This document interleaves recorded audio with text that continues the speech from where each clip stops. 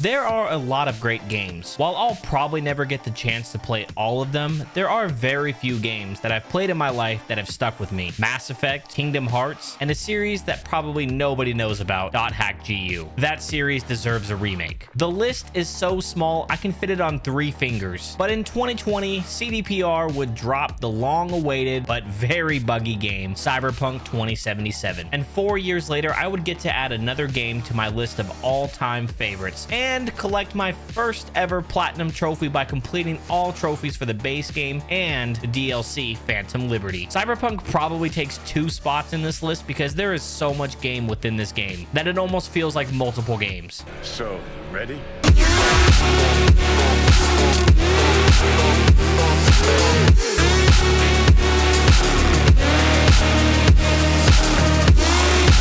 Fuck, it's good to be back. While it's not a difficult game, it is very time consuming, taking me over 100 hours to complete, and I would make it even more challenging by completing my playthrough on very hard. Yeah, I ain't no puss. Of course, the first thing to do with any platinum is to complete the main story. But before we do that, let's dive a bit into the lore of Cyberpunk, because it actually has quite a bit and it's fairly interesting, and it will help in understanding the world that we are about to experience. In the Cyberpunk world, the United States we know today no longer exists. After many conflicts, diseases, and natural disasters, the US collapsed and was replaced by NUSA, the new United States of America, which aren't too united, as some states still maintain independence. All of this has allowed megacorporations to develop unchecked. While there are many megacorporations in the Cyberpunk world, in 2077, the 2 big bads are the NUSA-funded Militech and the Japan-based Arasaka. Like I mentioned before, NUSA isn't very united, and this applies to the main location of Cyberpunk 2077, Night City, who has an alliance with Arasaka, which contributes to the dystopian world our character will experience. Before I could dive into the bleak dystopian world ruled by megacorps that have monetized every facet of life, and a world that values human life less than I valued Super Bowl 59, I first had to create my character. I've never been great at designing my characters in these games because it's not something I care about at all. But even when trying, the results still aren't great. These character creators are just way too in-depth for me, man. I don't really care for all this. Let's give them a nice schnoz, though. We need a real nice schnoz. I present to you the most typical looking white dude you've ever seen. But seriously, why are these things so in-depth? Oh my god. Oh my god. Oh my god. Bro, they got full details on that. Oh, that's crazy. They got the details on it too. That's insane. Yeah, that's pretty accurate. Oh, wait. Yeah, that's pretty accurate right there. After seeing more than I ever should of a V, it's now time for the actual game. There are 3 different starts for this game, with each one having their own unique prologue, but have no effect on the overall game besides some dialogue options. Ah, the song goes so hard though. Damn, that main menu music goes hard. All right, we're gonna do Street Kid. I chose Street Kid V, which sees V returning to Night City after failing to begin a life in Atlanta, accepting a job to steal a fancy car to help pay off the bartender's debt, which I would get to eventually. Why does that smile look creepy? That's not a good smile. Did you really gotta work on that? Trauma drama. I'm gonna die, bro. Yep, I died. Oh, I hit the thing. No, I gotta stop. I gotta try this one. Oh, it's my jam right here. It's my type of game. Oh, I'm dead. No. Play again. That's kind of fun. Oh, are you serious? Nah.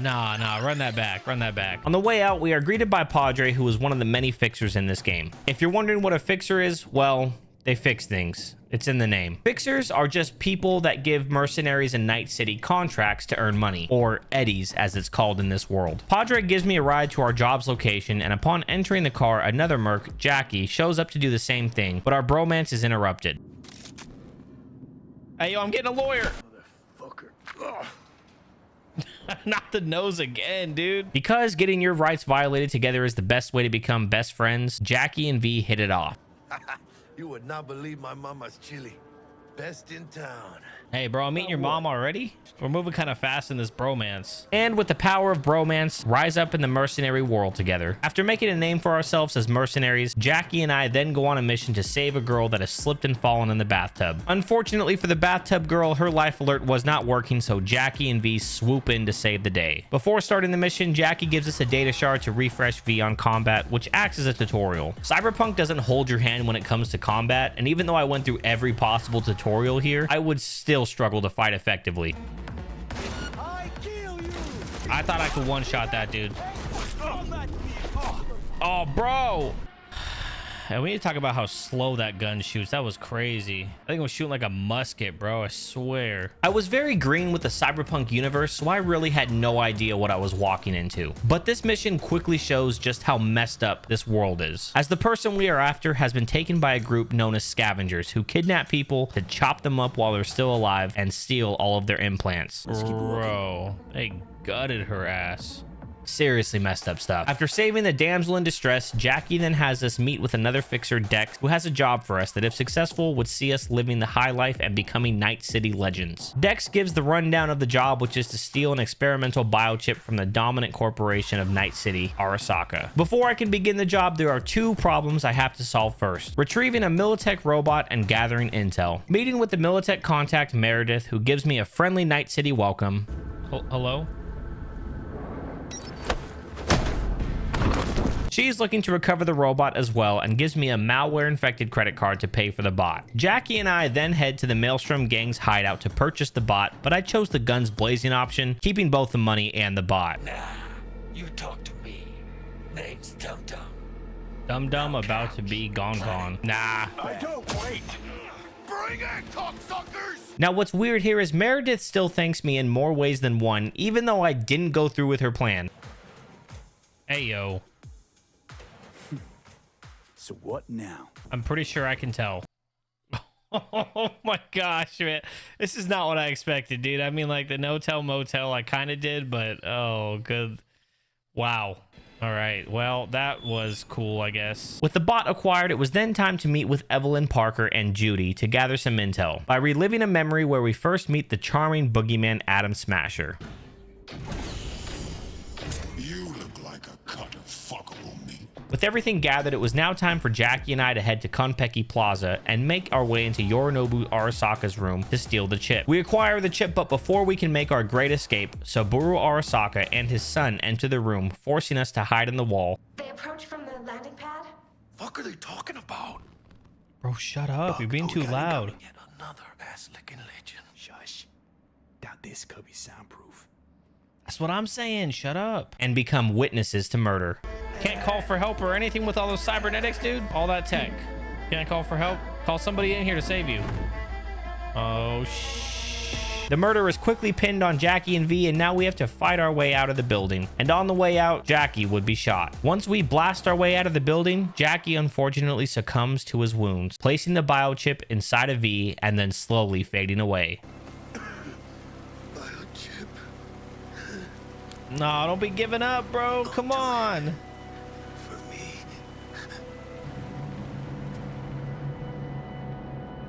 Bro.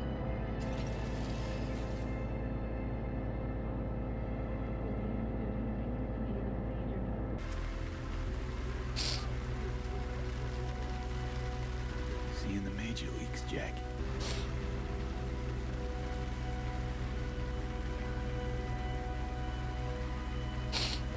I have to be honest. As sad as this scene was, I really did not feel all that sad about Jackie's death. It could be because I chose the Street Kid V option, but it just felt like Jackie was thrust upon me and then taken away just as fast as he showed up. From what I have heard, choosing the Nomad option or the corporate background is a better option where it feels more natural to meet Jackie, and there is more time to bond with the character. With Jackie gone, I return to Dex with the biochip. With V being framed for the murder of a high-ranking corpo, Dex decides to lose the extra heat. After taking a dose of lettucillin, I am transported into a mysterious world, which, as it turns out, is actually one of the memories of the infamous rocker boy, Johnny Silverhand. More specifically, this is the memory from the day he pulled a heist against Arasaka that made him infamous. In this memory, Johnny storms the Arasaka HQ, making easy work of the Arasaka guard, and plants a nuke in the building.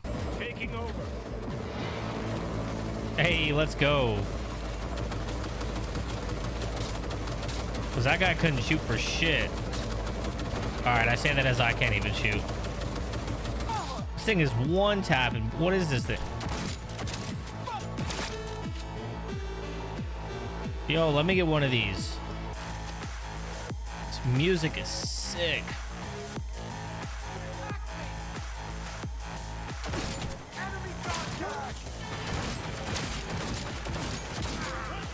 Hey, Gun Fu! What's Gun Fu? Kill or incapacitate 3 enemies in quick succession with a revolver or pistol in close combat. Johnny then comes face to face with the corpo boogeyman himself, Adam Smasher.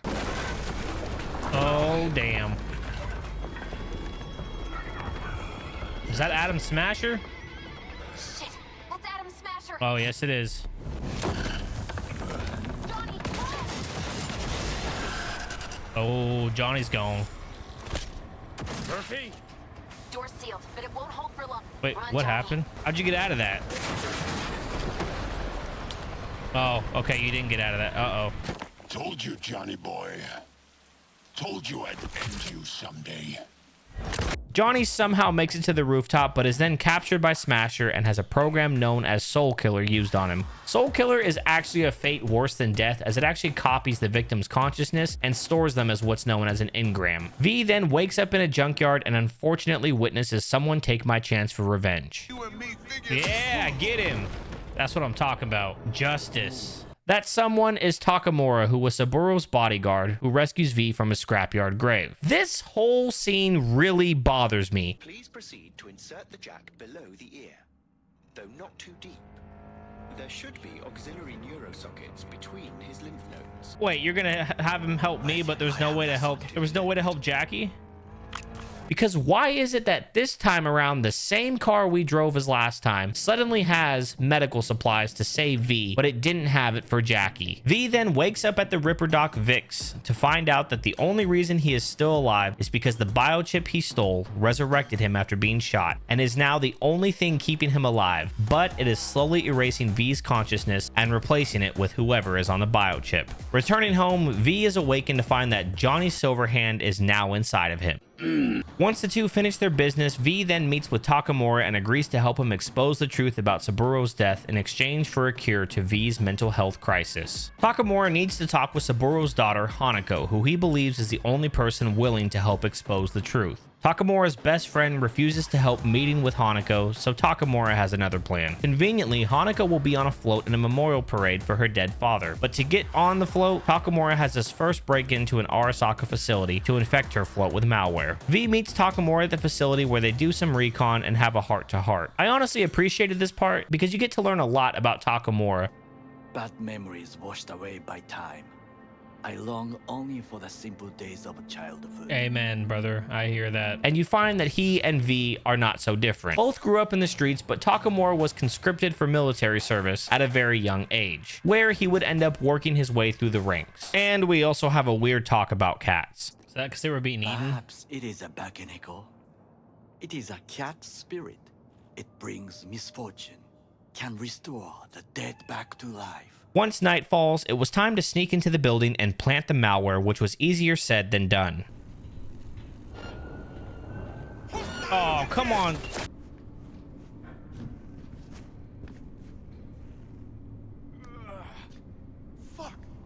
Oh, come on, dude. Why you gotta make so much noise?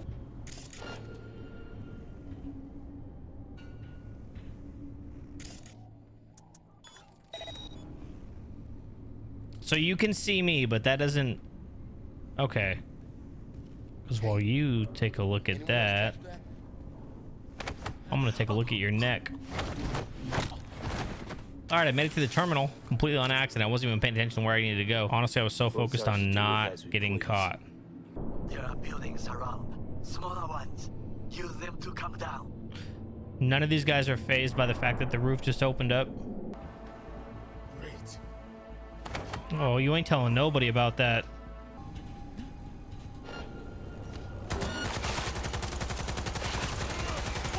Well, that all fell apart right at the very end.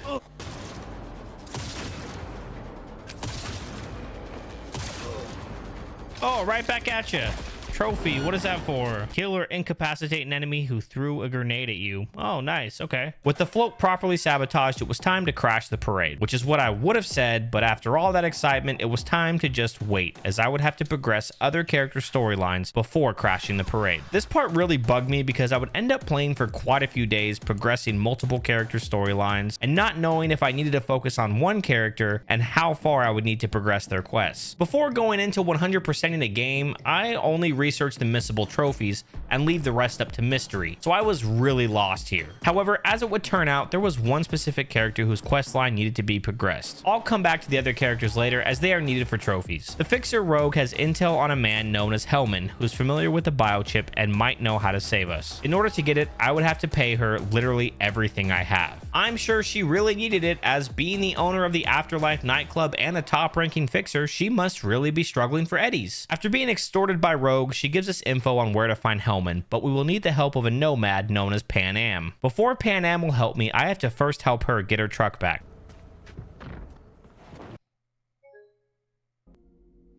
Oh, nice, it crashed.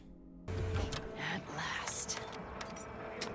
The startup on this thing is ridiculous. It's like starting a spaceship, dude. And while not required, I also help her get her revenge against the person who stole from her. Pan Am and I return the recovered stolen goods and then head for a drink.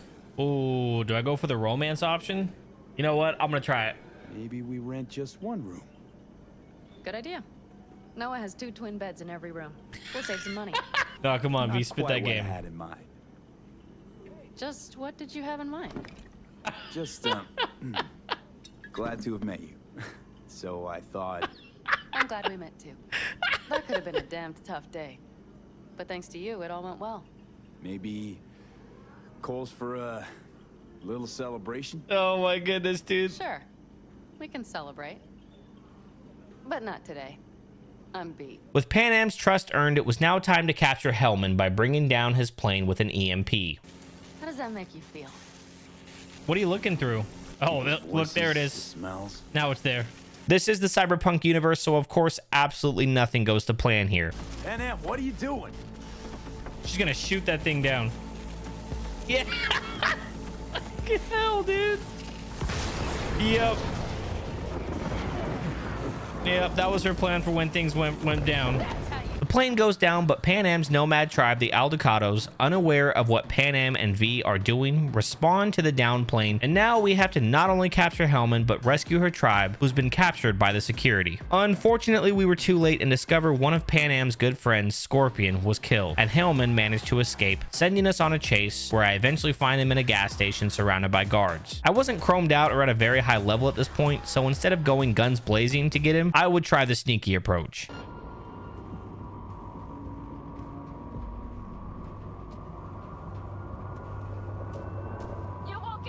Oh, shit. Finally, with Hellman captured, we take him so that Takamura can have a chat with him to try and get more information about the biochip in V's head. Afterwards, Takamura finally contacts me to start our heist at the Arasaka parade. On the way to the parade, I would accidentally unlock the hardest trophy in this game. BD 1C BD 1C BD. Hey, I got them all. Wow, that's an achievement right there. Oh, Christmas tree attack. I was joking about it being an achievement, but I guess it really is. Complete a breach protocol with a minimum of 3 daemons uploaded. Oh, okay, nice. At the parade location, I meet up with Takamura, who explains his plan to literally jump from the high rise onto the float. All I have to do is take out the 3 snipers in the area. The only problem is this needs to be done stealthily. Oh shit. I'm not very good at this whole stealth thing. And this playthrough wouldn't be complete without a bug. He's glitched in the floor. Dude, what am I supposed to do? He's glitched in the floor, bro. I think he's supposed to be up on the top level.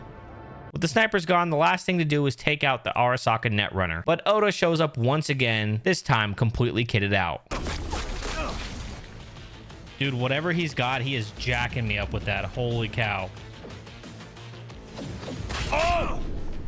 I know, I was playing a horror game. Defeating Oda, I spare his life because Takamura asked nicely, and Takamura finally meets with Hanako, but the meeting doesn't go as planned, so he does the same thing and kidnaps her, forcing me to make a getaway. Meeting up with Takamura and Hanako in an apartment, Hanako refuses to help, and chaos ensues when Arasaka forces storm the building, separating me and Takamura. Instead of fighting my way out of the building, I take a route back to Takamura and rescue him from Arasaka, as he is needed for a missable trophy. Takamura and I escape the building and go our separate ways until the heat dies down. While hiding out in a 5-star hotel, Hanako has a change of heart and decides to help V get into Mikoshi. Mikoshi is simply a name for the location where Arasaka stores all of the consciousness of the people they have used Soul Killer on. Mikoshi, a data fortress with servers situated on orbital stations all around Earth. Holy cow, what is this, altered carbon? But of course, we must first help her overthrow her brother who has taken over Arasaka. Hanako tasks V with finding the Soul Killer program, but Johnny's not thrilled to be helping a corpo.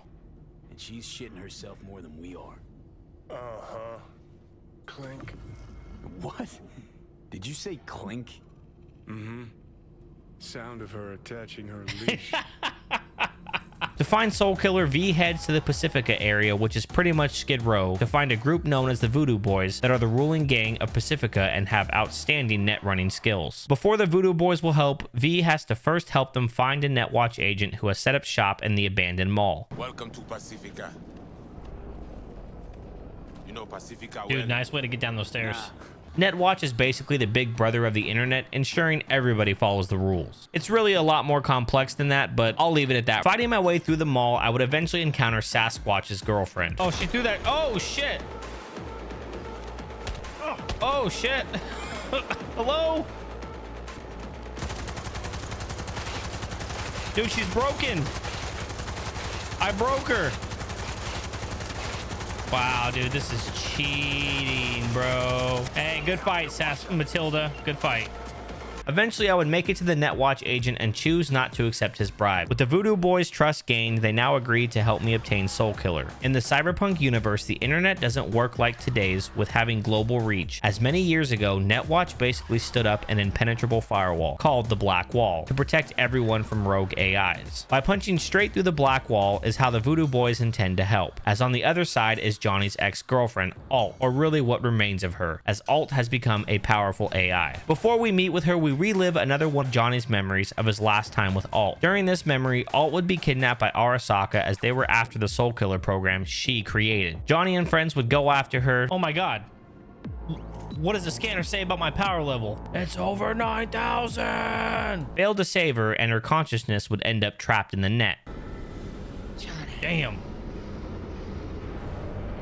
Step on me. I mean, talking with Alt, she provides V with more information about Soul Killer and agrees to help save V. All we have to do is give her away into Mikoshi. She can't get there herself because Arasaka literally has a firewall with her name on it. After finding Alt, V leaves the net but experiences a severe attack from the biochip, causing him to pass out and later wake up in a hotel that Johnny brought V to. Once V wakes up, Johnny and V have a serious heart-to-heart. Throughout the story, there are multiple times that Johnny and V will have one-on-one conversations. These chats are a point in time where V and Johnny get an understanding of one another while also growing closer together as friends. That is, if you choose that option. But this time is different. Johnny takes V to a hotel where he stashed some gear from his corporal army days and tells V that when the time comes, he will agree to be destroyed to save Johnny's life. Which finally brings me to the final mission, but before doing that, I would equip every limb with chrome in preparation for the final fight. Oh, full body conversion. Hello? Install at least one implant in each system and body part. Oh, I didn't realize I hadn't even done that yet. Nice. Meeting with Hanako, she tells us it's time to stage a coup against her brother, but just before anything can be done, V suffers another attack from the biochip and wakes up at Vic's place once again. This time, Vic says we don't have much longer left and offers some items symbolic of the choices V has. Johnny and V have one more heart-to-heart where I let Johnny know I am taking Hanako's offer, which he's not pleased about. The fuck was that? God, how are you so fucking stubborn? V takes blockers to shut Johnny out completely, and Johnny gives some subtle foreshadowing before the two share a heartfelt goodbye. Got a feeling you're gonna regret this decision. Rescuing Hanako from her brother's clutches, it's then off to Arasaka HQ to interrupt a boring board meeting. But just before that, Hanako brings V to the CEO's office for a special show. Because sometimes you have to look the truth in the eye. Back then, That is what I did, thanks to you. I'm looking in the eye, right? You have... I sought his counsel. Whose? Our own fathers. Fathers. Yep, knew it. That's not important right now. Fuck me dizzy.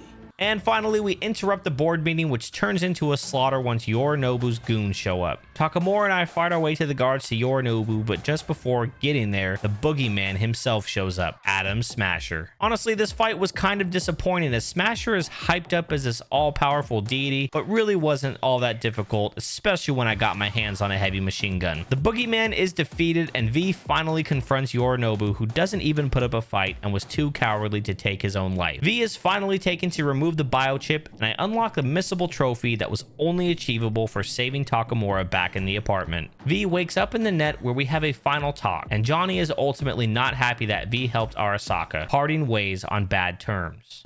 Remember what Dex asked you? Quiet life or blaze of glory? Sure, I remember. Shame you chose wrong. Damn shame. Well, that's not how I expected that to go. V wakes up after his surgery, where for weeks cognitive tests are performed on him. Solve the cube. Oh, dude, I couldn't solve this even if my brain was right. What the hell? Oh, snap. Oh, that was a jump scare. Jeez. Before Takamura arrives to notify V that he is still dying because of the changes the chip made to V's body. The chip has essentially altered V's body to accommodate Johnny's consciousness, making V an intruder inside his own body. Every one of those moments that V would have relic malfunctions was actually him feeling the chip erase his mind and fill it with Johnny's. Takamura offers V a choice: to either go back to Night City and live out the short time V has left, or join the Save Your Soul program, which really means being soul killed. But V is basically two people, so they can't put him in a new body until technology improves. I chose the Save Your Soul route as I figured I would get another chance at the other option when completing more story-related trophies. The game ends with V entering the void just as Johnny described his time as an Ingram in Murkoshi. I know my choice of choosing the Soul Killer route probably doesn't sit well with a lot of people. Heck, it pretty much goes against the theme of this world. The way I had interpreted everything was, at this point, V was just trying to survive. He was basically robbed of his chance to become a legend like he and Jackie wanted. Taking this route would essentially give V another chance at becoming a legend sometime in the future, or maybe never. However, this game doesn't stop here and still has a little more to give, as every character V encountered leaves him heartfelt messages. These messages would only get better in the later game after completing these characters' quest lines. There's still so much to do in this game. There's still so many more endings to get, and I can't wait to see how heavy the ending gets once you do some more of the side stories.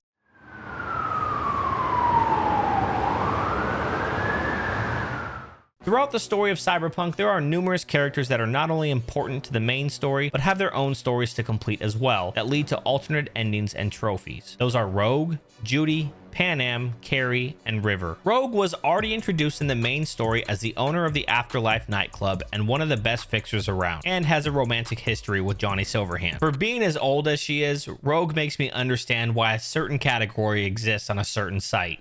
Dude, she's got to be like, what, 90 years old? 50 years?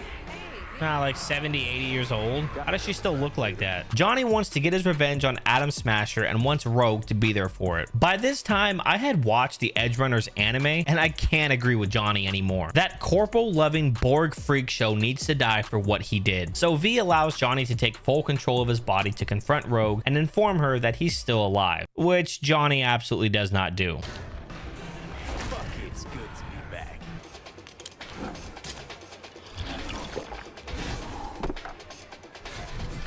Oh, goodness. Yo, Johnny's going all out, man. Oh, dude, nice. Oh, okay, all right. Oh my god! After Johnny's car wreck of a night is over, V wakes up to Rogue in his hotel room, who takes the information Johnny gathered to help hunt down Smasher. Rogue makes a pretty interesting remark about memories and the fact that the memories of Johnny's we can see can be completely false or severely altered because of his ego. That might be important later. Rogue uses the information to track down someone known as Grayson, who was one of the only people Smasher trusts. Making our way to Grayson, he is easily defeated, and not only does he give more information on Smasher, but we get Johnny's iconic pistol and his car. We also learn about the location of Johnny's body, which was dumped in a scrap field. V and Johnny take a trip out to the site, and Johnny is disappointed to find out there is no gravesite and nothing to remember him by. There aren't many missable trophies in Cyberpunk, but if you don't handle this conversation properly, you will be locked out of a trophy. The way conversations progress in this game has to be my only major complaint about it, and this might not apply to Cyberpunk but other RPGs as well. If you piss Johnny off in this conversation, you will lose the trophy. So even though I was doing my best not to, the available dialogue choices were misleading, and instead of saying something nice, I would piss Johnny off. This isn't a specific issue to only Cyberpunk, as it is something I've experienced over the years with any RPG. Can we just have options that will match what the player says? After restarting this quest multiple times till I had the desired outcome, Johnny wants us to take Rogue on a movie date. Johnny takes full control once again and takes Rogue to watch a movie. Things get spicy between the two, but ultimately goes nowhere. But this ultimately concludes Rogue's storyline. Movie was a turd wrapped in crepe paper. Bushido and chill. Judy is the tech-savvy woman I encountered during the prologue of the game when meeting with Evelyn to gain intel about the heist. Judy is easily my least favorite character in the entire game. She's a depressed and very needy character who refuses to accept the status quo of Night City. Following the heist, Evelyn goes missing and Judy recruits V to find her. After invading the Tiger Claw's pleasure club that it was believed Evelyn was working at, V discovers that Evelyn was roughed up pretty bad and sent to a Ripper doc known as Fingers. Fingers is appropriately named Fingers guy. You know him? Heard some things, yeah. Like... His hand sometimes slips. Oh, got it. No, What's in it for you? no error in that logic there. To offer. And they always have something to offer. This dude's gross. Judy and V confront Fingers to find out what happened to Evelyn, and after learning of her location, I give Fingers what he deserves. Give me an option to punch him. You're scum. Pathetic. A waste of words. I'm a hair away from putting you down. 2 beefers from a BD studio took her. There we go. Didn't even know their names. That's right. You know what, dude? Punch him just because. One more punch. I think you need one more.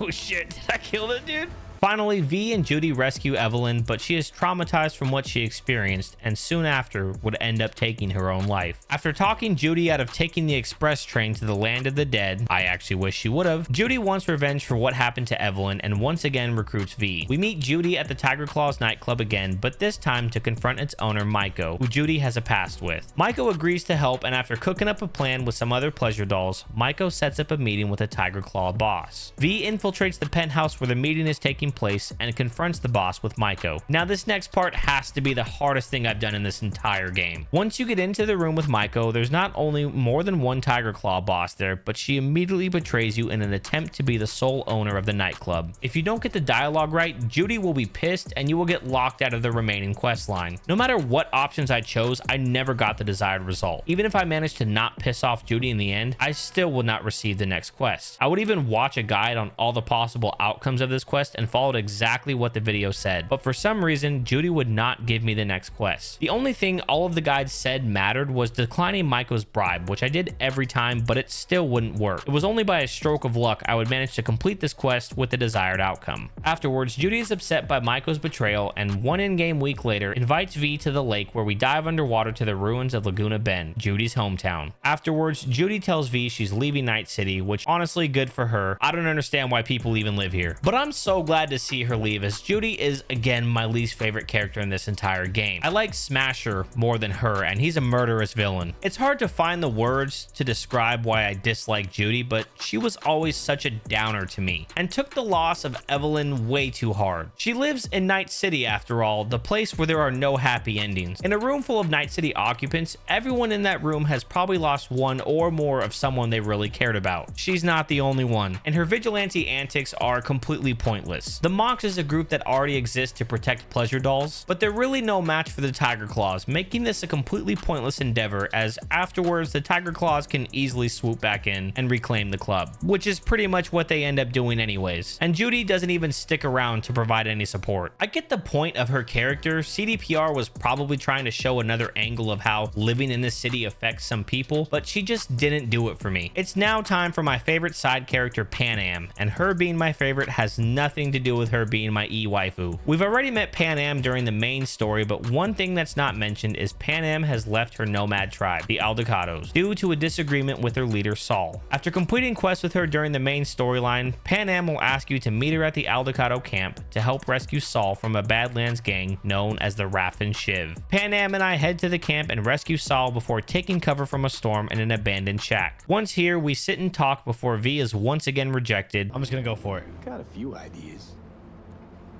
Think you know what kind? V. Oh, shit. No. Okay, my bad. We meet Pan Am at her camp, except this time it's to help them with a plan to steal a tank from a Militech convoy. Pan Am and Saul disagree on the plan, but I stand 10 toes down on Wifey's plan when asked. We set up camp at an old train station and get ready to ambush the convoy the next day. Pan Am and V share a moment before going to sleep. Try following the impulse next time. Okay. Well, in any case, you've been warned. My wife said that to me. We'd have our third kid on the way ASAP. Going star to the right. I don't see any stars. Oh, I guess there's one. You do? Oh dear. That means there's a major leak. And waking up the next day, we ambush the convoy and steal a tank. After a few days, the Aldecados finish building the tank, and because the tank has to be piloted by two people, Pan Am invites V to test drive it with her. After blowing up some scrap, V and Pan Am christen the tank. Keep in mind, these two's brains are connected during this entire experience, so this had to be insane. They don't even get to finish their business before being ambushed by the Raffin Shiv. Using the tank, V and Pan Am defend the Aldecados camp, and afterwards, Saul finally recognizes that Pan Am is in fact a leader, maybe even a better one than he is, and makes her the co-leader of the Aldecado camp. Life on the road. The next storyline is Carrie's. Out of all the characters' quests, he has the longest, which is insane because he doesn't provide an alternate ending to this game. Carrie is one of Johnny's former bandmates and has continued to do well for himself with his own music career, which is pretty obvious by his bougie house. Johnny wants to reunite with him to do one last gig together, so with Johnny in control, we break into Carrie's mansion and prove to him that Johnny is still alive in the best way possible, a sick guitar riff.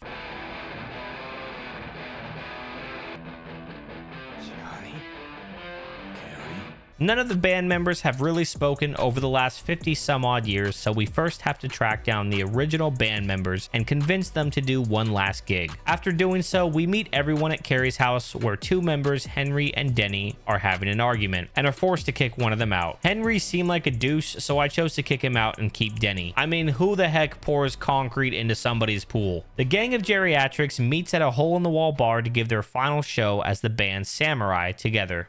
The rocket out of the keyboard is killing me. Carrie then recruits V to help him ambush the van carrying band equipment for a girl band known as Us Cracks. What kind of name is that? Why? Because they will be performing one of his songs at their concert. This doesn't stop the band at all, and they still continue with their concert, so Carrie has us sneak into their concert to confront them. Upon confronting them, he finds out his label had made the deal without asking him. Carrie apologizes, and then they all sing Kumbaya together. Dibs, by the way, on the red one. Sometime later, Carrie invites us to an event where we talk on the balcony and have some very confusing dialogue options. Jesus, I'm not trying to kiss him.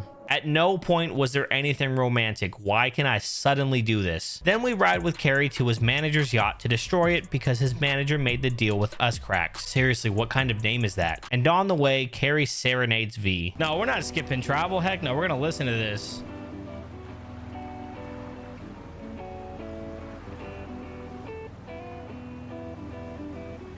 No. Right. Now for a breath of freedom. I was enjoying that, dude. Okay. All right. After blowing up the yacht, Carrie decides he's done with the crazy stuff and says he'll be going on tour to continue making music again.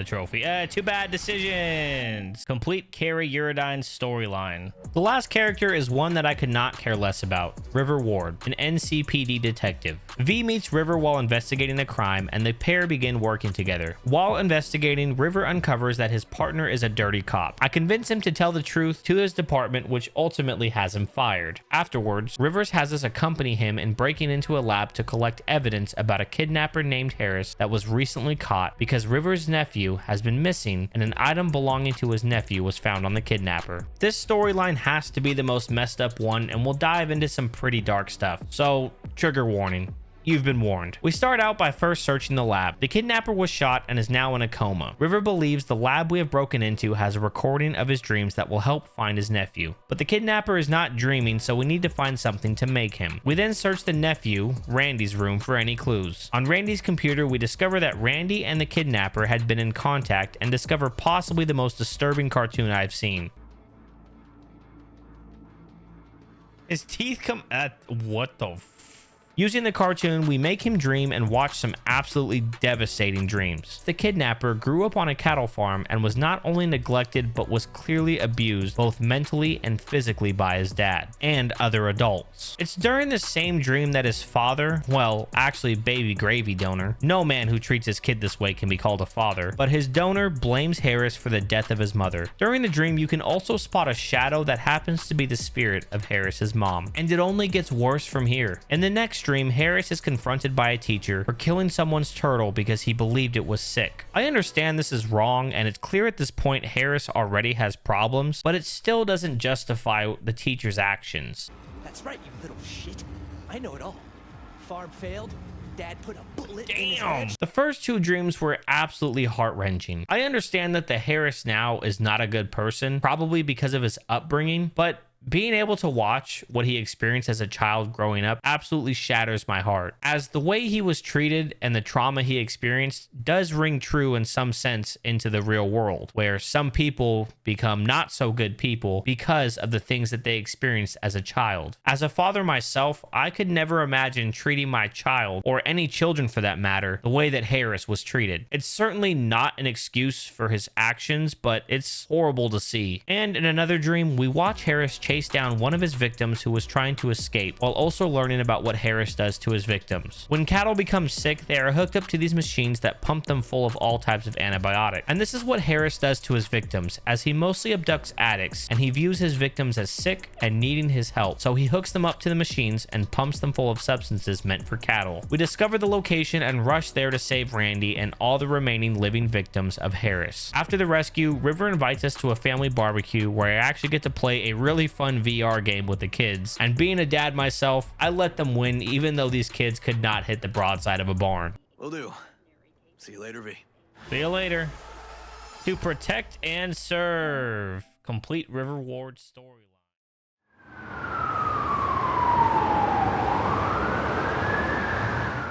This is an RPG, so of course there are alternate endings to complete to the game. In fact, there are 4 endings in the base game and 3 more with the Phantom Liberty DLC. If math isn't your strong suit, that gives us 8 endings total to this game. In order to get these endings, you had to have completed the related side characters quest line, which we just did. The way CDPR handles alternate endings is just, it's magnificent. I'm no stranger to games with alternate endings, but it's normally just a different cutscene with maybe a few elements of the final sequence being different. However, CDPR took a bit of a different approach here, as each ending is unique, with not only the Arasaka HQ infiltration being different each time, but even gives you time to experience each ending. Beginning first with Rogue's ending. During the final mission, when V has to make a choice about how to handle Arasaka, choosing the option for Rogue's help has Johnny take full control of V. Johnny recruits Rogue, well, more like guilt trips her. Rogue secures an AV forest to ride into Arasaka in the same manner as the first time the group nuked the building, but this time it didn't work out so well. Sticking the crash landing, the group fights their way through the building and opens a connection for AI Alt to infiltrate the building, then makes their way to Mikoshi but are stopped by the corporal-loving Borg.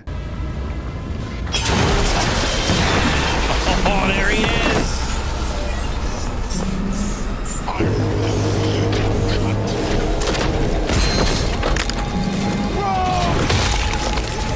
Oh, shit!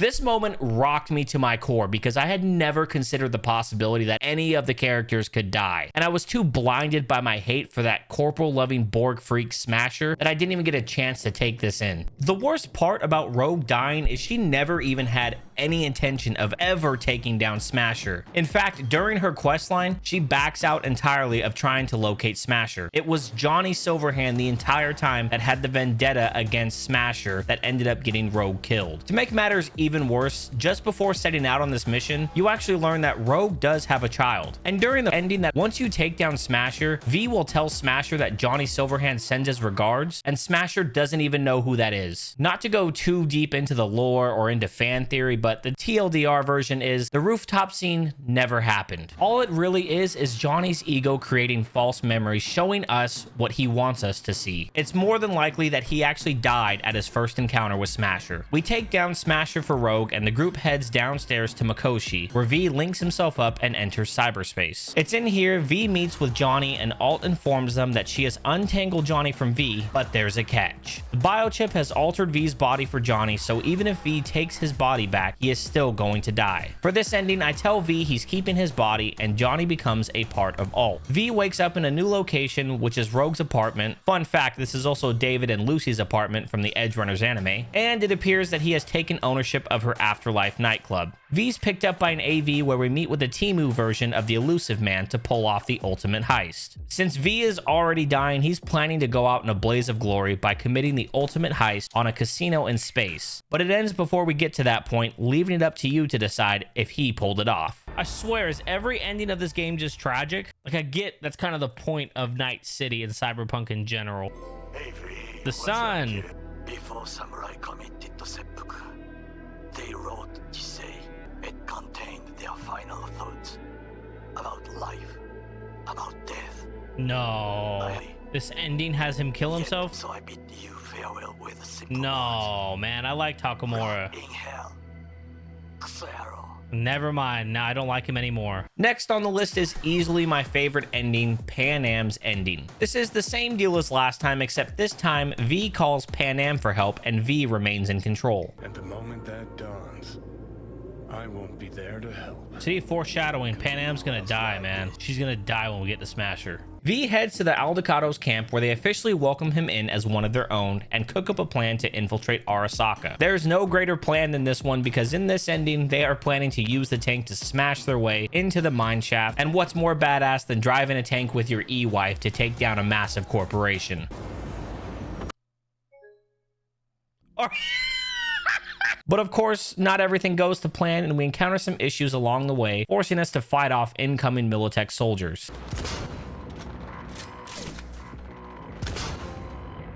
Oh, 2 heads, 1 bullet. Killer incapacitate 2 enemies with the same sniper rifle shot. Sick.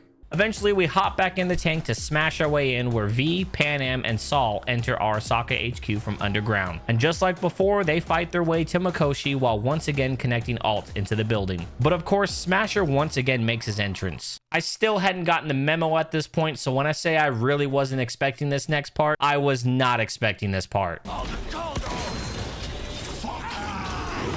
Damn, dude.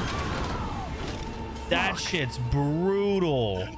And worst of all, I would have to watch this happen all over again because I died. V connects to Mikoshi again, and inside cyberspace, Alt delivers the same bad news again, but V chooses to keep his body. It then cuts to the dam where Pan Am and V are taking a moment before meeting with Mitch to discuss their plans for the Aldecados to leave Night City. And afterwards, we hop into the tank and ride off into the sunset. Well, it's perfect. All great, Pan Am. We're going home. Crazy that that's the best ending, yet he still only got so long to live, dude. This is easily my favorite ending of the entire game. Not only is V welcomed into the Aldecados and given a family and a sense of belonging, and given that I did the Street Kid V background, this feels like it's giving V the family that he never truly had. And the best part of it all is V gets to live his life traveling with Pan Am and away from the horrors of Night City. To top it off, there is discussion of meeting with some people in a location outside of Night City that might be able to fix V. The ending never shows it, but it's heavily implied that V might actually survive in this this ending. Finally, the last ending for the base game. A little bit of save cheese so I don't have to witness Saul getting brutally murdered right in front of me again. Thanks to a quick save, I jumped to the point just before entering Mikoshi, and once V is in cyberspace, V instead hands the keys to his body to Johnny. I'll see you around, Johnny.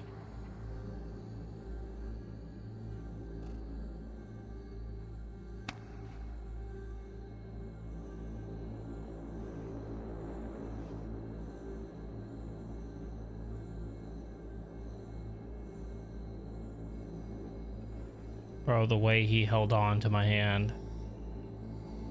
That's gut-wrenching. I think he enjoyed touching me a little too much, meaning Johnny gets to live on and V becomes a part of Alt. The reborn Johnny wakes up in another 5-star apartment and asks his teenage neighbor to give him a ride. Before heading out, the kid's abusive dad tries to stop him and Johnny punks him before setting off to a guitar shop where Johnny picks out a guitar. It's clear in this ending that Johnny has completely changed from when V first met him. No longer is he egotistical and full of himself, and shows it as he encourages the kid to continue practicing his songwriting and guitar skills. Johnny purchases the guitar, then we head to a memorial site before hopping on a bus to start a new life outside of Night City, and even remarking that he won't waste the second chance that V has given him.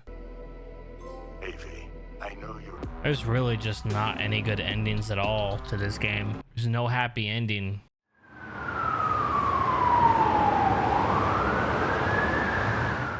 Like any completionist run, there is of course cleanup to be done, and this game has a ton. Night City is divided into 6 districts, each with their own fixer, NCPD jobs, and cyber psychos. NCPD jobs are all fairly straightforward. Just go to the job site, kill everyone, and collect the marked item. They're all pretty easy, and the jobs can be completed in less than a minute if you're efficient at taking out groups. The hardest part about this would be not shooting civilians.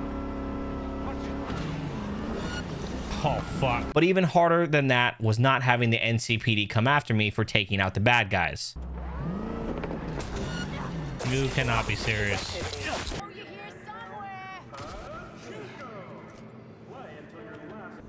I find that really freaking dumb that the NCPD will start hunting you down if you engage in one of their scanner jobs while they're near. They start hunting you. Like that doesn't make any sense. I know this game had an issue with its NPCs AI when it first came out, but it seems like that issue still persists. Each district has at least one NCPD job with a very large and strong group, and while most were easy, the Tiger Bloods would be the one that gave me some serious trouble.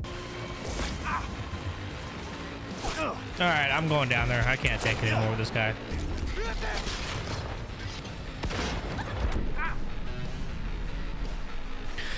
Oh, dude, this one's ridiculous.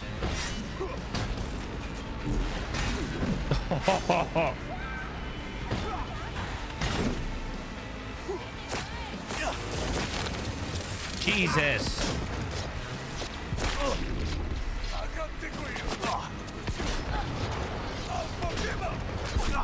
Oh my God, dude. Holy cow, it is insane in there.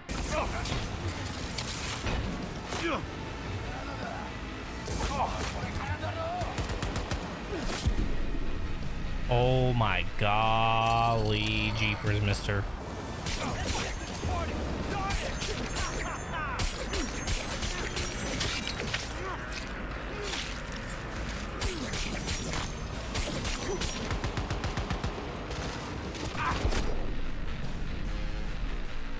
Where is the net runner, bro? Where is the net runner? Where the frick is that net runner?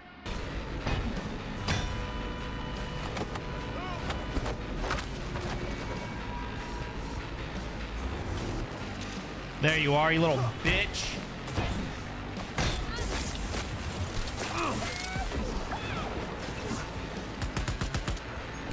Oh, you're dying. You're dying today.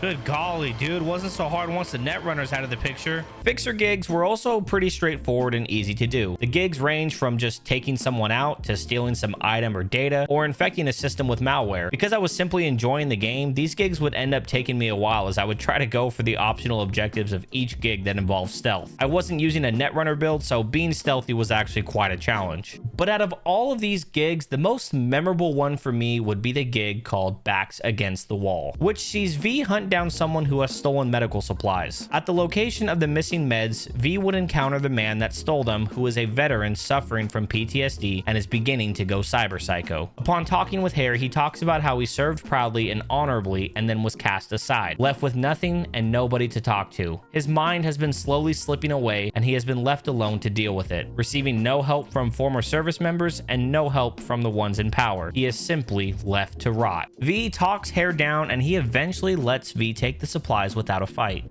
And that's sad. Sometimes it's... Bro, no. No. Well, there it is. Fuck, dude.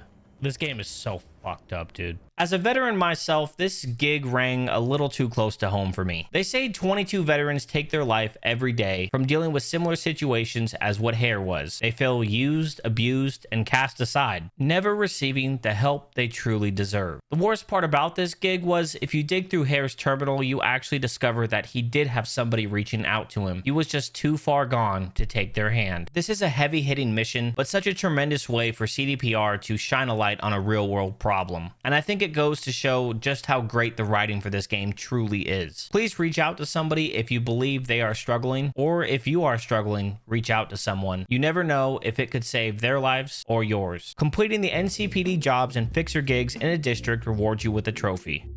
While grinding these out, I would also unlock another trophy for maxing out a skill, and I would collect the remaining item of Johnny's. Cyber Psychos were the next big ticket item to tackle. Cyber Psychos are nothing more than people who have gone insane because they are too chromed out. It actually has more to do with losing your humanity, but that's a longer discussion. Their cyber psychosis turns them into what I assume would be similar to roid rage, giving the affected person immense strength, speed, and endurance. Meaning these guys were not a walk in the park. I had actually attempted to take down a few cyber psychos early on in my playthrough, and it went about as well as you'd think. Oh shit. Oh shit. Oh, what? Dude, she double tapped me. Oh, maybe this is it. Oh, dude. Hold on, that sledgehammer was working her. As soon as I got that counter. Oh, I got her.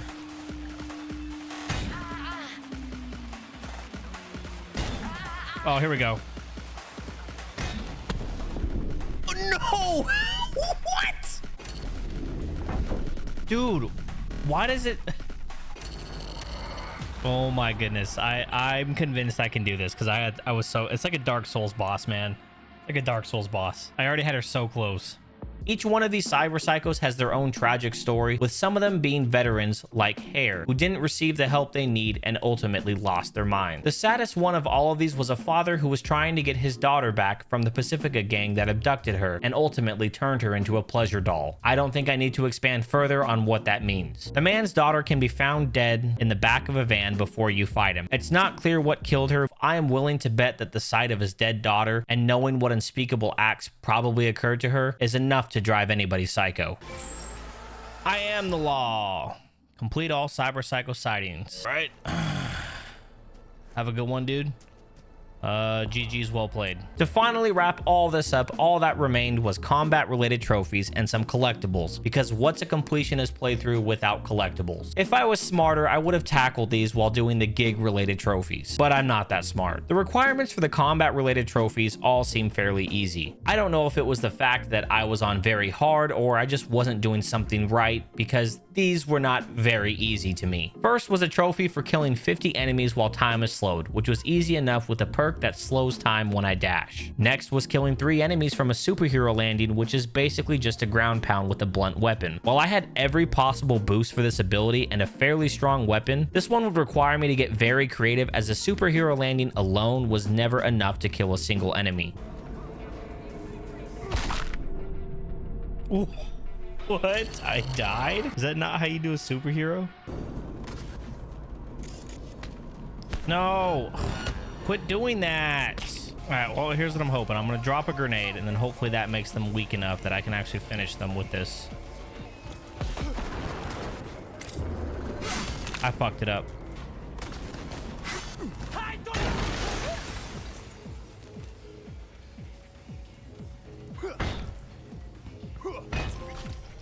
True warrior? Oh, did I get it? Oh, kill and incapacitate 100 enemies using melee weapons. I mean, okay. That's cool, but I need this superhero landing one.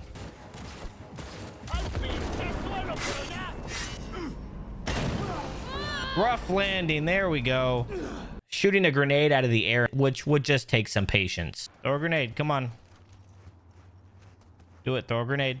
I'm going to give you like 30 more seconds. Okay, time's up. Okay. Oh, I missed my chance again. And if you want to throw another one, what about you? You threw one. Gunslinger. Crafting 3 legendary items. The remaining trophies would require me to change my build to a net runner, as I would need to use quick hacks a certain number of times on enemies. You can really just sit here and farm this. Like, at what point is this guy gonna look at it and be like, this thing's just broken? Oh, I can't spam it anymore.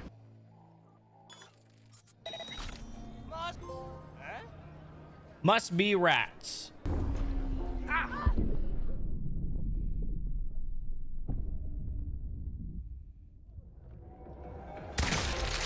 V for Vendetta. Thank you for doing half the work for me, dude. After reviving with second heart, kill or incapacitate the enemy who killed you within 5 seconds.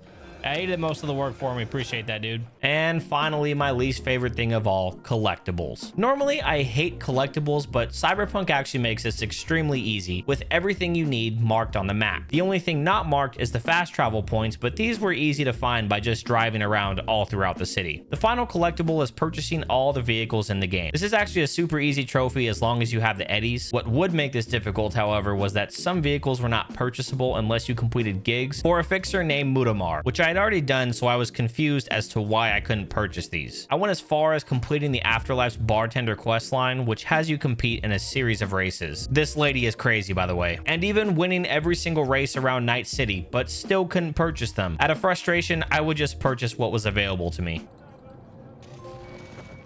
Oh, auto jock, really? Wait, what? I thought I had to unlock all the cars. What? I'm so confused. Because that was definitely not all the cars. I still have a ton of cars left to buy. Turns out the cars I am locked out of buying come from the Phantom Liberty DLC, so they don't even count. And the final trophy standing between me and my first ever platinum is a trophy that I put off for quite some time, requiring you to kill 3 enemies with a detonate grenade quick hack. This one seems super easy. Just find a group of enemies huddled up, set off a grenade in their pocket, boom, trophy done, right? No. Just like the superhero landing, this would be another one I would have to get very creative with. I had attempted this many times before and rage quit, but now I would have to do it. Does not do nearly enough damage to take out 3 dudes at once. It's pretty crazy. I'm gonna have to do what I did before, where I drop a grenade and then send in the quick hack.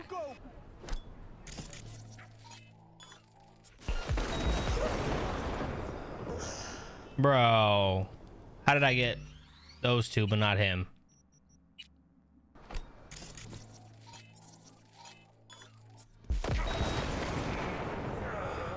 No. Oh, he lived. You little crapper, dude.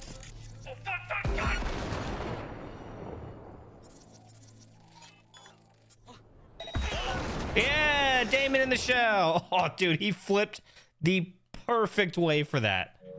Should be the trophy. Never fade away.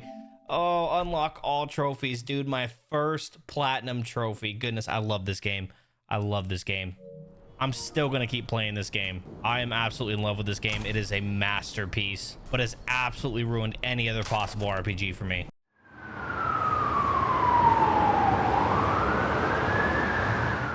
We aren't done with this game yet, as there is still the fabulous Phantom Liberty DLC, and I can easily say that this is the greatest DLC I have ever played. The DLC gives access to a new lawless district within Night City known as Dogtown. There's layers to this, as Night City is within the NUSA but independent of it, and Dogtown is inside of Night City but independent of Night City. Shrek would really appreciate this. Phantom Liberty, of course, comes with its own story that gives 3 new endings to the game and 13 new trophies. I'd actually accidentally started the Phantom Liberty DLC because, again, I went into this game completely blind. I didn't know anything about Phantom Liberty or how to start it, forcing me to complete the start of the DLC and then leave to complete the base game. The DLC starts after V receives a call from a netrunner named Songbird, and after traveling to the location she gave, she formally introduces herself by giving V a massive headache and flexing her netrunner skills by completely silencing Johnny. Songbird recruits V by promising she has a cure for V's condition. All V has to do is save the NUSA president as Air Force One has been sabotaged and is being pulled into Dogtown. V then sneaks into Dogtown, where he is guided to a stadium the plane is on a crash course with. Getting to the stadium was no easy task, because again, at this point I'd started the DLC way too early and I was not properly leveled for these enemies.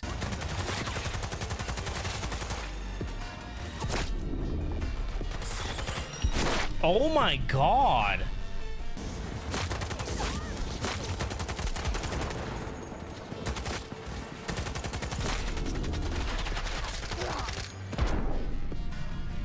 Are you serious? That's not what I wanted. Get out of the car.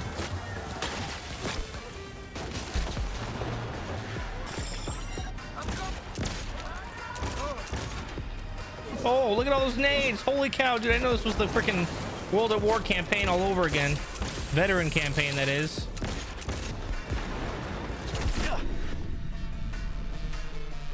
Oh, there was someone to my left. I saw it on the minimap at the last second. Side, fuckers! Flank! Ain't flanking nothing. Shredded, buddy.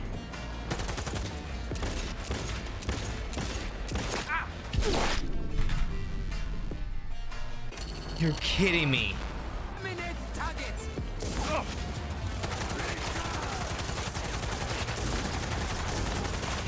This dude's glitched. Oh my goodness.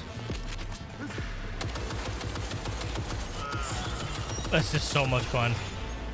Woo! All right, finally. Once the plane crashes, V then fights his way to the crash site, where we find President Myers fighting off the goons of Dogtown and provide her some assistance. It really doesn't look like Myers even needs V's help.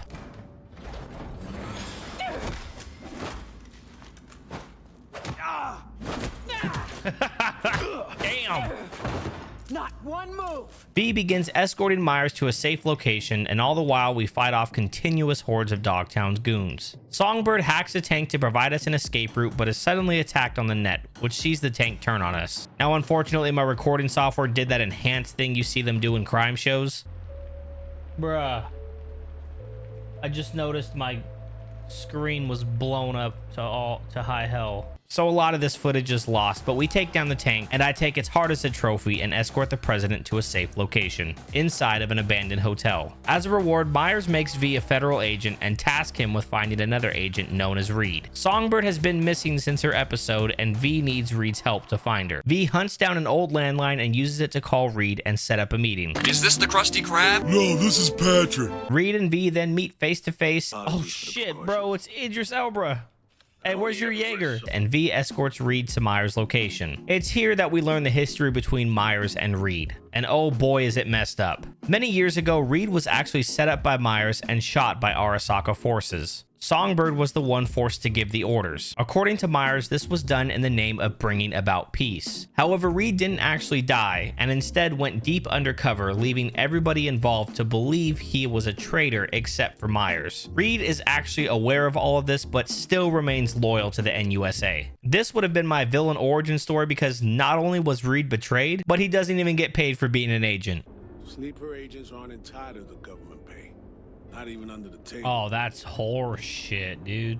Being a NUSA agent is almost as bad as being on a women's Olympic team. Reed then escorts Myers to safety and sends V to recruit one of Reed's former teammates, Alex, who's currently undercover as a bartender in Dogtown. V and Reed meet up with Alex, who's not happy to see Reed because everyone believed Reed had gone full-blown traitor and joined Arasaka. After their friendly reunion, V and Reed meet up with a netrunner named Slider to try and track down Songbird. Meeting with Slider, it's discovered that Songbird's exceptional netrunning skills come from her ability to punch through the black wall. The group discovers Songbird is being held hostage by the leader of Dogtown, Kurt Hansen, and tells us to meet her at a party he will be hosting before our communication is cut off and her black wall protocols kill Slider. Slider may not have been an innocent man, but I can't help but feel bad that we killed a blind man. V recruits the help of Dogtown's fixer, Mr. Hands, to gain access to the hotel the party will be in. After playing errand boy for Mr. Hands, he gives us the information we need to enter the casino, but we can't get in through the front door, so we have to take the side entrance. If you've watched a 007 movie or really any spy movie, there's always a point where they need to sneak into some lavish party to collect some information or get close to the big bad guy, and that's exactly what we're doing. V dons his party gear and wetsuit and swims his way into the side entrance of the building. Reed is sneaking in with V, and we have to provide Overwatch support for Reed. The goal here is to not alert any of the guards and infiltrate the party without incident, but I would completely blow it.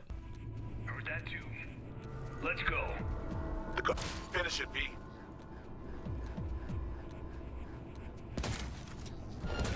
Contact! We've been spotted. Okay, what? Well, I guess I gotta sit through this again. Patrol incoming. Finish it, V. Shit. I suck so bad at stealth in this game.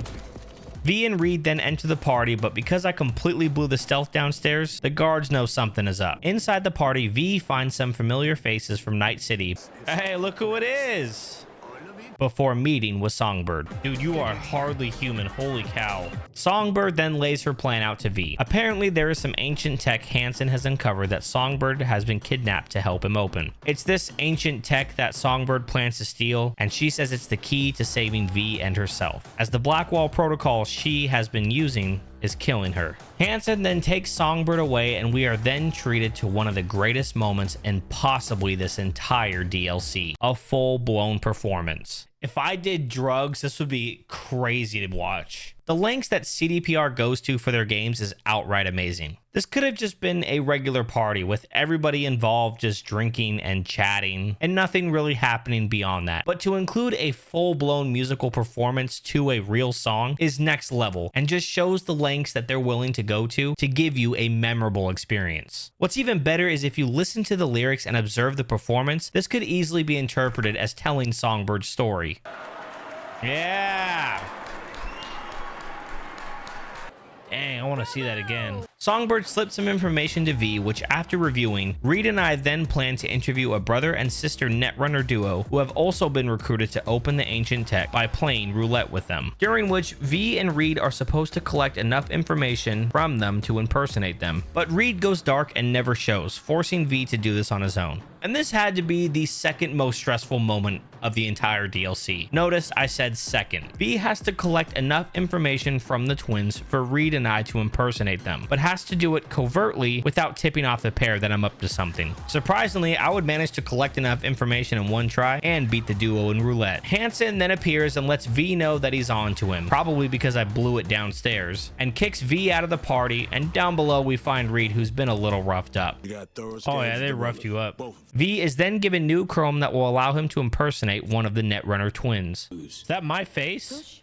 Before we track down the duo, Songbird meets with V yet again, but this time explains everything. Songbird was the one behind the downing of the president's plane. She made a deal with Hansen to give him President Myers, and in exchange, she will get access to the ancient tech. However, nothing went as planned, and Songbird would end up pulling V into the disaster that she had created. Songbird also explains that Myers is aware that the Blackwall protocol is killing her, but still forces her to use it, not caring about what becomes of Songbird. Songbird's actions may be wrong, but honestly, I can't blame her. In her eyes, her choices are life or death. It's very similar to what V is faced with, and we already know the lengths that V has gone to in an attempt to live. Following the meeting with Songbird, we then track the Netrunner duo's car by hacking data points for the rental car service. Hey, that your mom?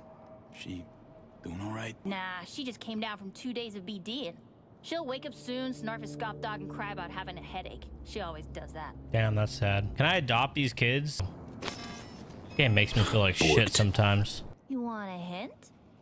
I can tell you how to fix it if you really want to fix it. You know, I'll give you the money. Okay, Eddies are all yours. Because you look like you need it. I don't know exactly around here.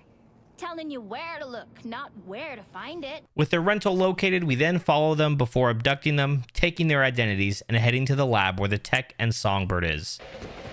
Got him.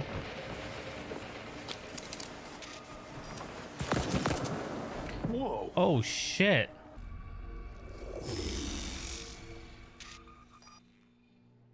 This on? Oh shit, my voice. Hansen greets us and wants to have a little chat while Songbird prepares everything. This isn't good. I'm gonna blow it. Here we go. Oh yeah, make sure you put it out on the table. This part is incredibly stressful. In fact, it is the most stressful part of this DLC. Hansen doesn't just want to chat for the fun of it. He's actually having this conversation to find out if we really are who we say we are. The game gives you some information about the person you are impersonating, and you have to use this to survive this conversation. The problem with this is some of the information has overlapping dates, so if you don't pay attention, you'll give yourself up. One wrong answer can make things go sideways. Dude, I am blowing this. I am blowing this. I totally forgot. Untrust. Did you really expect I'd be fooled so easily? A regrettable miscalculation. Bro, no way you can fail that? Oh, that's crazy. Oh, dude, that's crazy. Oh, yeah, I messed up. Yeah, he was getting so sus of me, dude. He sussed me out so hard. All right, we'll try that again. They tell me I got it this time. 3 years ago. The dates overlap for when it was stolen and when he worked at Petrochem. Forgive me. I would like to answer, but I cannot. Got it. Got it. Please, it's no problem. There it is. Okay, put him at ease. All right. Ah, so me. Definitely making a save after that. After surviving the interrogation, Songbird takes V into the lab to open the tech. It is here that V is faced with two decisions that determine how the story ends. Oh man, the choice is here. I'm gonna betray Reed. I'm with you, Somi. Let Alex know. Okay. Damn!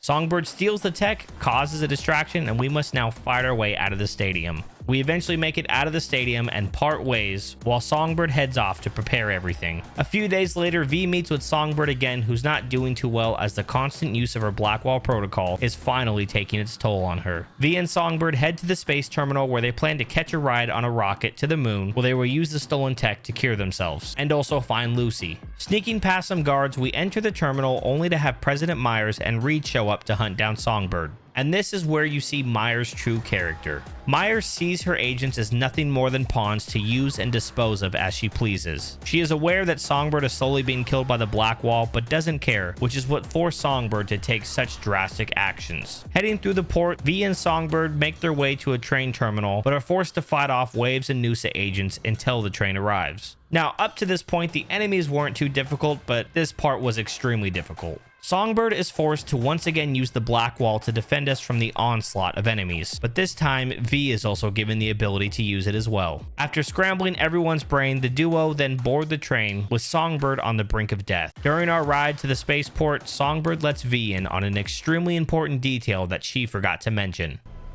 Reed's not the only one I've betrayed.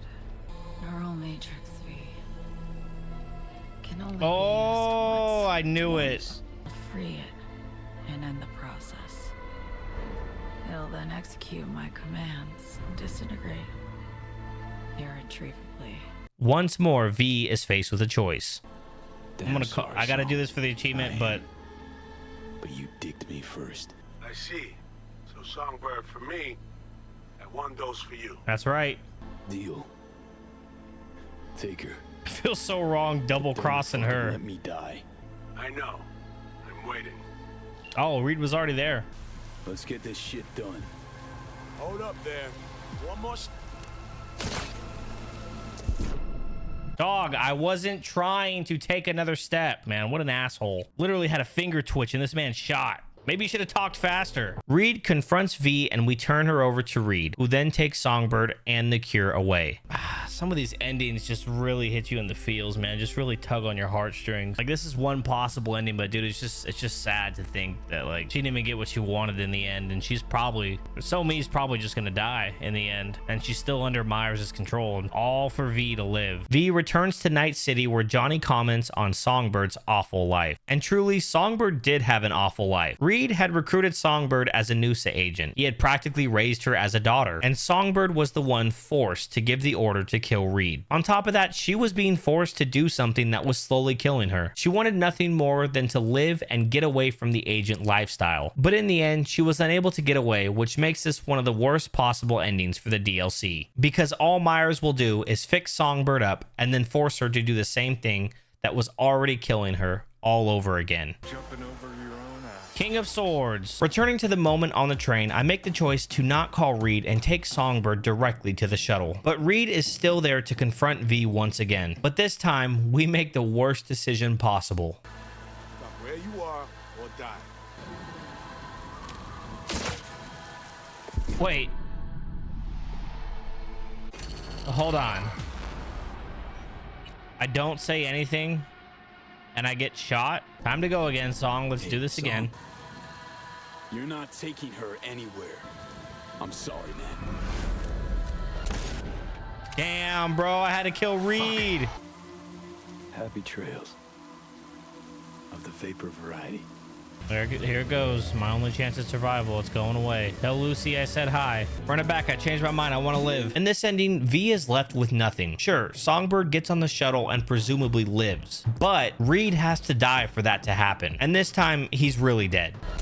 In my opinion, this ending takes first place as the worst possible outcome. All throughout the story of Phantom Liberty, Reed would talk about how although Songbird was the one to execute the kill order on him, he wasn't angry or upset with her at all about it. She was simply following orders. His only concern was that this whole time he's been undercover, he hasn't been there for Songbird and feels a responsibility to her because he was the one that recruited her into this lifestyle. He practically blames himself for Songbird's choices to work with Kurt Hansen. His feeling of responsibility to save Songbird is what led to his unfortunate death. And Songbird is obviously a tragic character who's just trying to survive, but what's killing her is not the same thing as what's killing V. From conversations with Reed, it's assumed that her condition is actually fixable by modern technology, but no known technology can actually save V, except for the cure that Songbird just took with her to the moon, leaving V back to square one of trying to save his own life.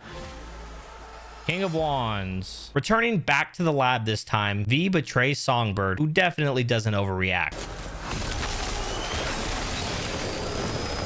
Yo. But once again, what I love about these games is that none of the endings play out the same. This time around, Alex fails to kill Hansen, and Songbird doesn't help V escape. This time, we have to go it alone. Since Alex failed to kill Hansen, V now has to take him on. Is that Hansen? Oh shit, it is. Oh, you're kidding. Bro.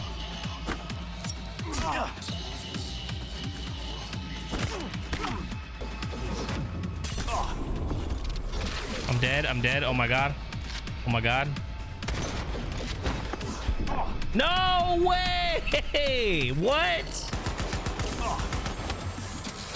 What the frick? Hello?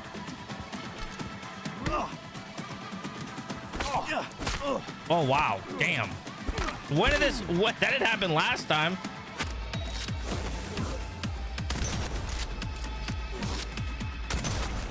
Bitch. Dogtown Alpha. My ass. For Alex, baby. With the big boss out of the picture, we escape the stadium just in time to see Songbird being arrested by MaxTac. We haven't talked about MaxTac at all, but they're basically a special unit that's chromed up to their eyeballs and is used to take down cyber psychos. With Songbird arrested, Reed then hatches a plan to ambush the convoy carrying Songbird. The coolest part about this is you get to set up the ambush how you want, choosing the location of turrets, mines, and what position V should be in. Presumably, this helps you tune the fight to how you prefer to fight. We ambush the convoy, and once all the cannon fodder enemies are gone, the real heavy hitters arrive. I'm at the truck, Reed. Careful now. Oh, shit. Oh, jeez, dude, that's brutal.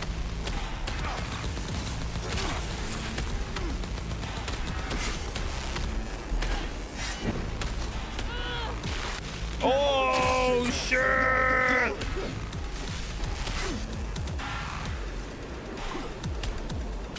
Oh, no head for you, buddy. To be honest, Max Tack is hyped up as some boogeyman, but these guys really weren't that tough. Still upset about V's betrayal, Songbird doesn't want help and takes off in the truck. Conveniently, Reed is injured during this fight and can't help V chase Songbird, so we have to go it alone. Real nice of him to miss the upcoming events. V tracks Songbird, finding she crashed the truck through a wall and then walked on foot through the tunnels. Chasing after her, V eventually comes to an abandoned Militech facility deep underground. At this point, Songbird has completely lost it and is no longer herself. The Black Wall protocol that has her go outside the Black Wall, which acts as a firewall to keep out rogue AI, but those rogue AI are now infecting Songbird, causing her to go completely off the rails. While trying to lift a security lockdown to get to her, the crazed Songbird would quickly take this game from an action game to a horror game.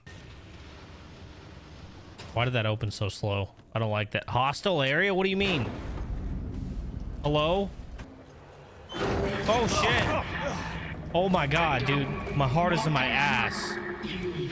Whew. This ends now.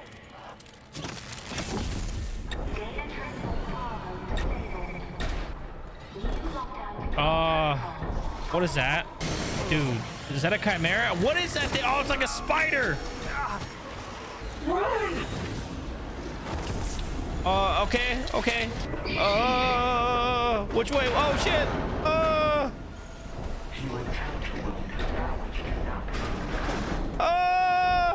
Oh my God. Whoever came up with this idea at CDPR, I hope somebody breaks into your house and moves all of your furniture 2 inches to the right so that you keep stubbing your toe, but you'll never know why. We now have to locate several terminals to lift the lockdown while also playing a game of hide and seek. Except in this version, you're always hiding, and if the seeker finds you, you get a drill to the face. Oh my God. Oh shit! Oh! Oh! I'm dead.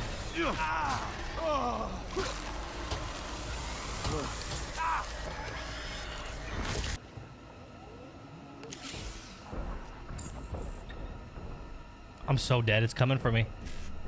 Oh my God. Oh my God. 1C, 1C, 1C, 1C.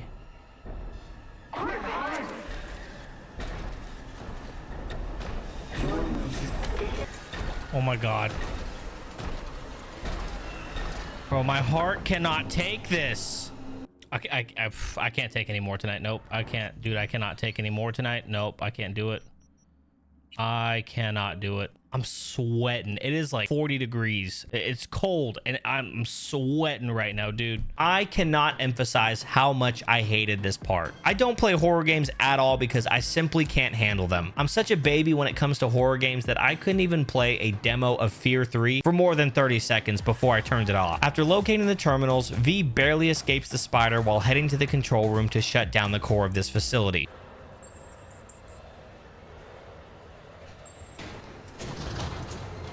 Open, hurry. Oh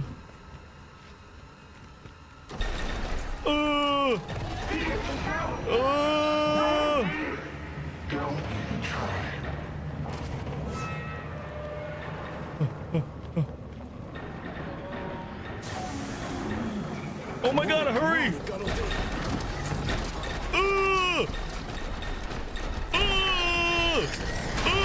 Shit!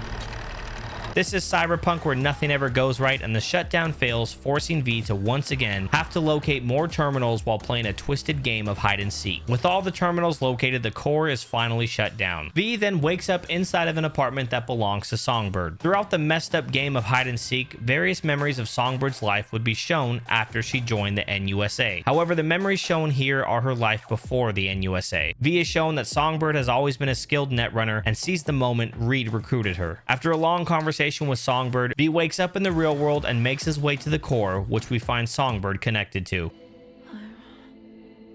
I'm fading, V. Help me out.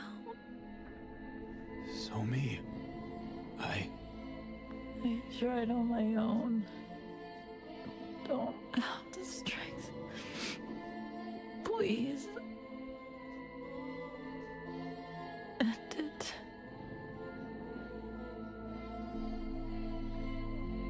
I'll go quickly. It'll be over.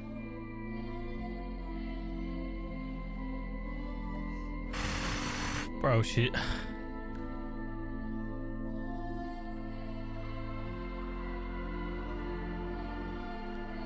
The way she's just asking to die, man.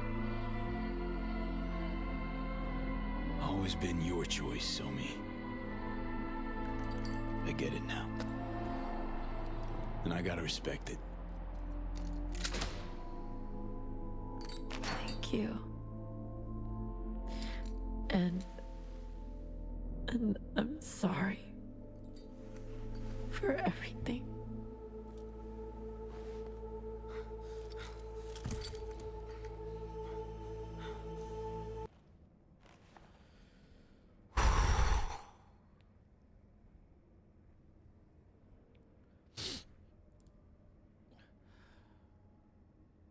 After Songbird's tragic death, Reed and V escort Songbird's body to an NUSA transport where we say our goodbyes. Myers is upset with V and fires him for killing Songbird and tells V he will not be getting the cure. Reed is also understandably extremely angry with V and disowns him. Regardless of how bad all of this sounds, to me, this is still not the worst possible ending. V may not get the cure and may not be able to LARP as a federal agent anymore, but at the very least, in a way, Songbird was able to get away from the NUSA. It may not be a happy ending, but at least in some way, she was able to be free. King of Cups. Thankfully, through the power of quick saves, I return to just after waking up from Songbird's dream and do not have to relive the horrors that came before and can head straight to the core to confront Songbird, this time refusing her request. No, please. You're leaving me. No, don't be saying that. Don't be saying that. Show me. The scene plays out much like before, except we escort a living Songbird and Reed isn't angry with us. Songbird is turned over to the NUSA and Myers gives her thanks and promises the cure. King of Pentacles. But the story doesn't end here. After a few days, Reed contacts V to tell him everything is set up and they are ready to give him the cure. Heading to the rooftop where V makes his final decisions in the base game, I say my goodbyes to my wifey and board the plane. On the way, Johnny berates V and actually seems scared that V is going through with this, as the cure will ultimately kill Johnny. This conversation is very confusing. Johnny has already said that when the time comes, he is willing to give his life to save V's. But now that the moment is here, he's suddenly not okay with it. And really, the reason why Johnny's not okay with this is because V did not go through with trying to take down Arasaka, which is really all Johnny wants. I do wish that side quests had more weight on this conversation. Johnny had already come to the realization during Rogue's questline that he has been in the wrong. He's led people astray and his ego and hatred for Arasaka caused his own death. Instead of Johnny being angry that V isn't going for Arasaka, he should be happy that V found another way that doesn't require him to risk his life against the megacorp. V wakes up in a hospital bed where Reed is waiting and tells him the cure was a success, but drops shocking news to V. So what's the but? Your neurons can no longer handle most implants. Chrome. Oh, that's not so bad. I'm still alive. I'm sorry, V. But the life you used to know is gone. That's fine. I'll go live with my girl Pan Am. There's one other thing. You were out for 2 years. 2 years? Not only was he in a coma for 2 years, but his brain has been damaged, meaning he can no longer use cybernetic implants. And here's where things get even worse. Reed then tells you to call your friends and find a place to go. There's only so many options given for who to call, and those options are based off of whose stories you have completed. I first started out with Pan Am. You have reached Pan Am Palmer. We're sorry. The subscriber is currently outside the service area. Please leave a message or call again later. Thought I could drop by, see you. We grab a pizza, talk. You know, a lot's changed. That's a no. Fresh NC gossip. Can't wait to hear it. V, I'm in Pittsburgh. and I'm married. Oh, well, congratulations. If you ever hop to the other coast, come on over for a beer, but now, really can't help you. Yeah, listen, V, in the middle of some kind of... Look, I gotta go. They're calling me back on stage. The only person who's willing to help V in the end is the Ripper Doc Vic. I don't get why Judy getting married suddenly means that she can't help V anymore. She's only made it to this point because of what V has done for her. But whatever, crappy friend I guess. V makes his return to Night City only to find everything has changed since he left. Arasaka is no longer the ruling corporation of Night City, and another megacorp, Zetatech, has taken control of the city. Even Vic himself has been bought out by Zetatech and works for them. V's friend Padre is also assumed dead, as V would later find out. Vic informs V that Misty has left the city, and he also confirms that V can no longer use implants. Before leaving the clinic, Vic advises V to just become another face in the crowd. On the way out, because V no longer has implants, he is beat up by some thugs, waking up to find a completely different looking Misty. However, this new Misty is a massive upgrade. The two converse for a bit, with Misty advising V to leave the city. Misty then leaves for the final time, and V becomes another face in the crowd. But the bad news isn't done coming yet. V, hey! I'll keep this short, huh? Listen, it's nice you tried to reach out to Pan Am. It's good to know that you're whole, you're all right. But well, don't expect her to return your call, no. And then don't try her again if you can. I understand this ending is supposed to give you what the base game lacked, an ending where V actually lives. But it comes at such a steep price that it isn't even worth it. V loses everything he has worked for and will now live out the rest of his life as an organic, squishy human in a world where everyone has implants, meaning he's forever at a disadvantage. I'm also not a fan of how V decides to stay in Night City. He must be suffering from Stockholm Syndrome because the city has abused the absolute hell out of him, but yet he still chooses to stay. If you ask me, V should have taken the chill desk job that Reed offered him. It may not be the life that V wants to live, but it will at least give him a chance to start over. And I understand, that's just not how life goes in Cyberpunk. V wants to be a legend and blah blah blah blah. But if you're given a second chance at life, you don't just throw it away, which is what it feels like V is doing. Heck, even Johnny Silverhand, the man with an ego bigger than Arasaka, decided to leave Night City and do something different with his life, not wasting the second chance at life that V had given him. And I get it. This ending probably made a lot of fans very happy to finally have an ending where V lives. And I could accept this ending with the steep price that it comes with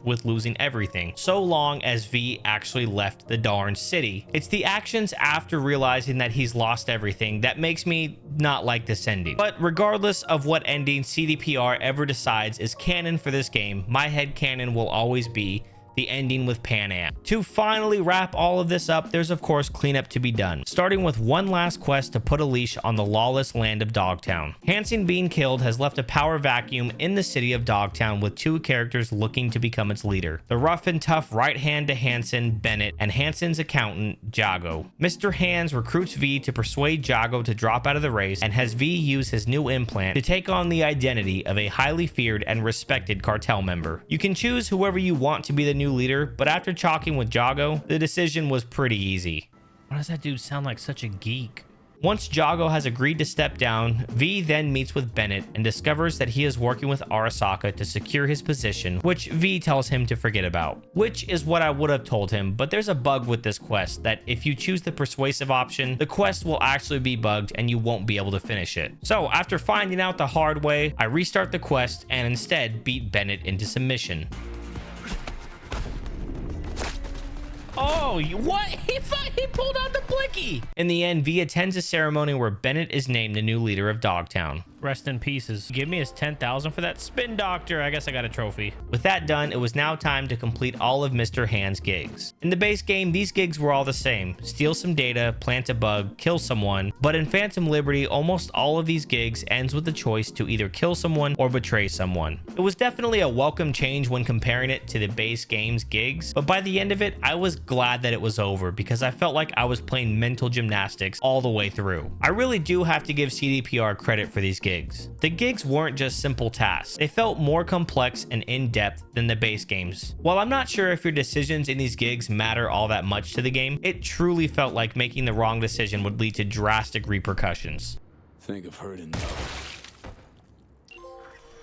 Dirty deeds. And of course, no platinum would be complete without a collectible, but this time it comes in the form of relic points. The Phantom Liberty DLC gives you access to a new perk tree, but you can only unlock perks by collecting points from relic terminals. A vast majority of these are found in the main story, but the remaining ones can be heavily guarded. Holy freaking cow, dude. I'm dead. Yep. Oh, there it is. Relic Ruler. Unlock all perks in the relic perk tree. Okay, I didn't have to actually hunt them down. I just had to unlock all the perks. Got it. Got it. Hunting these down also leads to another trophy for eliminating 3 bosses, as some relics are found at locations of mini bosses within Dogtown. Just you and me. Judgment Day. Next up is stealing cars from Mudamar. If you recall, Mudamar is a fixer in Night City. Once you complete his gigs in Night City, he actually sends you a message saying he is done being a fixer and is moving on to better things. His new thing being running a chop shop. Real big upgrade, my dude. Within Dogtown, there will be marked cars that Mudamar wants you to steal. Once you get into the car, Mudamar will present you with one of several challenges, such as a time trial, not scratching the car up, or getting rid of anyone following you. Oh, easy come, easy go. There we go. Steal the Arasaka medical truck or deliver 10 vehicles to El Capitan. And to round all this out, it was time to do the only thing that young me knew how to do when playing GTA Vice City. Get a 5-star wanted level. Time to do one of my favorite things that I used to always do in a GTA game. Hey, buddy. Right there, huh? Oh, that's sick. We got 4 stars so far. The APB is not enough. All right, now how long can I make it? Oh, here's max stack. Oh, nope, didn't make it very long. Yep, that is it. That is all of the trophies for Cyberpunk, dude. I absolutely love this game the whole way through. There's still so much more left to possibly do in the game. Not trophy related, but dude, there's so much game in this game. It is crazy. I'll definitely be finding myself playing this. I love the ride all the way through. Man, dude, this is one of those games that like has an impact on you for like the rest of your life. One of those games that just always stays with you, like Mass Effect, dude.